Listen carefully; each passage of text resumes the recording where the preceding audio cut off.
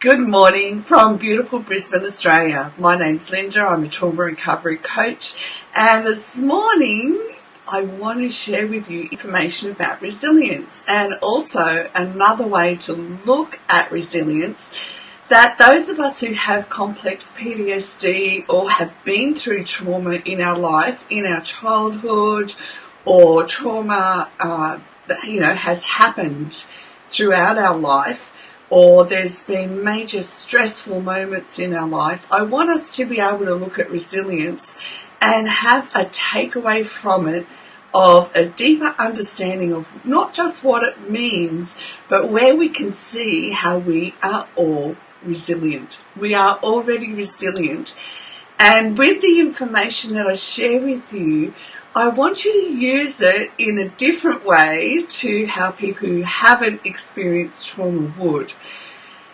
So from there, welcome to everybody who's here this morning, and thank you for tuning in and making it your morning practice to come and say g'day.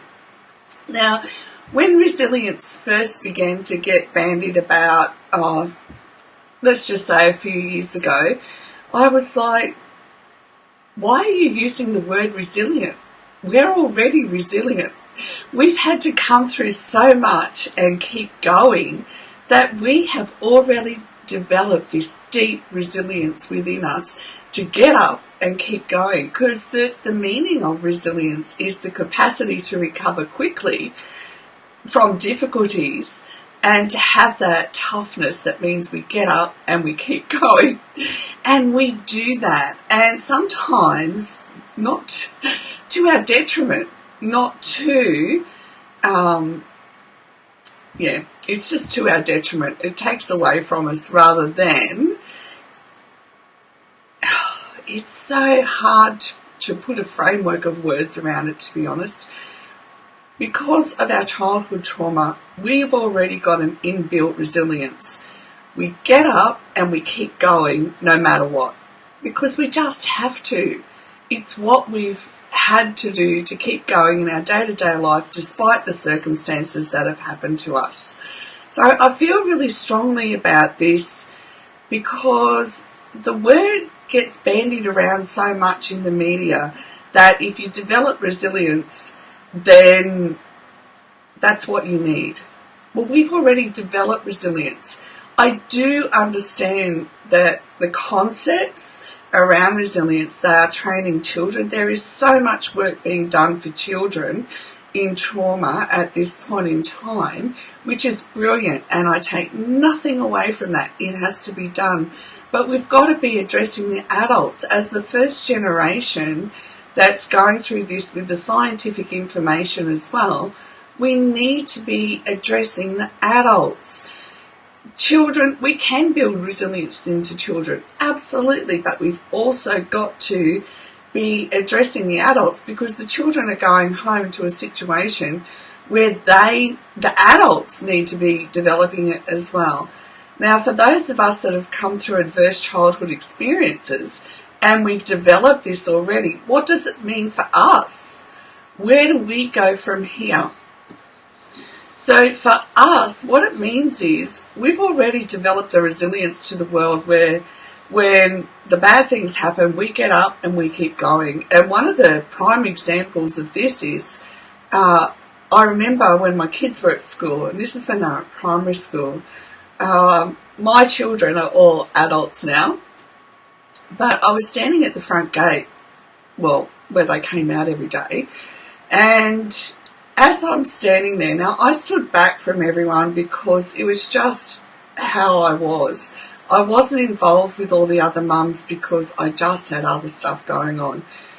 And I watched, I'm an observer of life and people, and I just watched, and I think it comes from being on hypervigilance. I'm always watching what's happening around.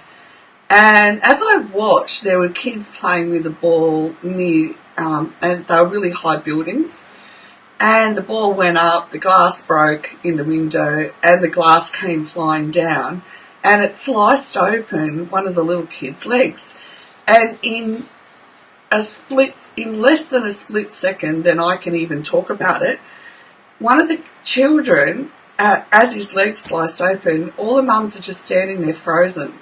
And I'm like, no one's going, bang, over there. And then just started directing traffic. First kid, go to the office, ring the ambulance, do this. Next kid, do this, and so on, while I'm holding the kid's leg shut. Now, that's us. It doesn't take much for us to get up and take action in day-to-day life. When stuff goes down, we're there, we're on the ball. So how does resilience apply to us? And we get up and we keep going. For us, we've already got that, but what we need to be able to do is say, okay, I have the ability to get up and keep going through tough times, but am I processing it internally?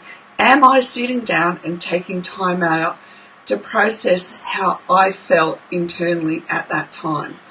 Now, I got a really scratchy nose this morning. It doesn't mean that we sit down and wallow in it. What we do is allow our thoughts to happen, we allow our emotions to happen, and we just breathe through them. We don't have to attach to them, so we don't have to go, oh, I felt so devastated. And look, it scared the living daylights out of me, if I'm honest. And I just went, oh my goodness, this poor kid. And all I could think about is the poor kid. But how much of a traumatic situation impacts our whole internal system, so our mind, our brain, our body, our heart, our emotions, how much it impacts us is something that we're used to just putting on a shelf and going, you'll be right. I dealt with the exterior of that situation, but it's so predominant that we don't ever take time out and sit down and go, have I let myself feel and process what happened for me in that situation? And honestly, when I look back, no, I didn't. I just got, stayed there, held the kid's leg together, got the other kids sorted away from the glass while I'm directing traffic. It's like being one of those traffic directors that are, got the lollipop in it, stick saying, walk, don't walk. It's like, you go here, you go home, you do this. And it just happens because that's what we're used to doing. We're used to observing the exterior. So what do we want to do? How do we build this internal awareness of our resilience? What are the factors that make up for us that we can acknowledge internally are there already for us? So we already have a level of acceptance of what's going on and of our thoughts and our emotions, because when we're going through adverse childhood experiences, they're there. We have no choice. We have that level of acceptance. But as an adult, I'm allowed to go, okay, what will I accept and what won't I accept in my day-to-day life? What thoughts and emotions are habits produced from the past, and I'm not going to buy into them anymore? And where can I look at moving on from that? So we actually can use it to turn it into a positive. So it's not only about sitting there and going, yes, processing, letting thoughts and emotions, doing the whole somatic experience. For us, it's more about going, okay, I need to recognize that in me. I need to own it and make it part of my toolbox, that I have a willingness already to have a level of acceptance, but now I need to turn it around into using boundaries as well, okay? So sometimes we have to say, no, I'm not going to accept that. That's not part of who I am, my authentic self, so I'm going to change up how I respond to that. So rather than rushing in and automatically fixing things for everybody else, obviously if, a kid's sitting there with his leg open, you're going to do it. But I'm talking about in our families and our friends. Where am I accepting behaviours and patterns and repeat incidences, which is patterns? Where am I accepting that? And I need to go, no, that doesn't fit well with who I am and where I'm going. And it's not a judgment call against anybody else. It's being authentic to who I am and where I'm going on my path, all right?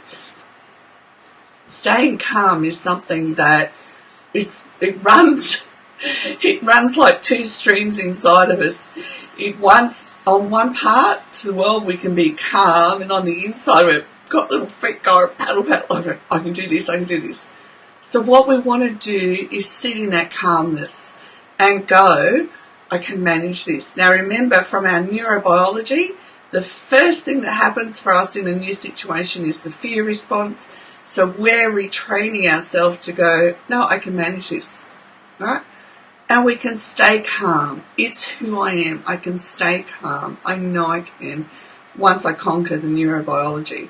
Now, these are just some of the facets of resilience that we can own, that we already have, and then we just smooth out the other bits that go with it, okay? Trust in you. You know, one of the most challenging things I've done in life is learn how to trust in my ability to make a decision that doesn't fit in with the norm. And if I hadn't, I wouldn't be sitting here today talking to you. Trust in your own gut instinct more than you want to trust in the outside world or what we're programmed to believe in. Trust that you know your one next step, and it's a conscious development of it. So how do you do it? How do you recognize where you need to begin trusting you? The first thing is to go, where am I not trusting that I have the ability to make this decision? And no matter what the outcome is, I'm going to have made one more step forward. And we can do this around major issues in our life as well. Okay? Develop that trust. Take a risk on yourself. Okay? Do it in a small way. And for some of us that have lost everything in our life, we begin to build trust by making small decisions around our day-to-day life, and then we progress into bigger decisions that impact more than just us. So even as a mum, I'm going to trust in my ability to make a decision, and because I know what is healthiest for my children. And so I removed them from a situation where they were going to grow up only ever knowing that at home we're angry. And I wasn't going to put up with it because I know that it programs our kids in the most unhealthiest manner. And when I did that, it went against what everybody else thought I should be doing, because to everybody else I seemingly had it all. And I mean everything. House, extra cars, heck, we were 2 adults with 3 cars. I had my own business premises on the same block of land as our home, and I walked away from it all because I could see a bigger picture, that my children needed to know what a life was like without anger. That's trusting in our ability to make healthy decisions and reaffirming it despite what everybody else sees. If you just take one thing away today, is the ability to know that you can trust in yourself and build that ability no matter what. And if you're having trouble feeling your gut instinct, it's time to do some breath work so you can help the layers shift away. The first time I felt a gut instinct, it just blew my mind. I was like, oh my goodness, is this what everybody's on about? I never knew. So that's how clogged up my whole entire system is that I couldn't feel my gut either. Alright, so we have work to do around resilience. It's just not the same as mainstream life. Okay, I know that's just a few things around resilience this morning, but we don't need heaps to go on with, and we just need a little bit to take one more step. Thanks for joining in this morning. I hope you have the most gorgeous day and gorgeous evening in the Northern Hemisphere. Remember to feel welcome to ask questions around it, because this is a way of looking at resilience that isn't put out there, because resilience is talked about in the mainstream world. It's not talked about as adults who've already been through hell on earth. Okay? Have an awesome day, as I've already said. Grab your coffee and let's have a day where we can feel peace. All right, blessings and dreams, and bye for now.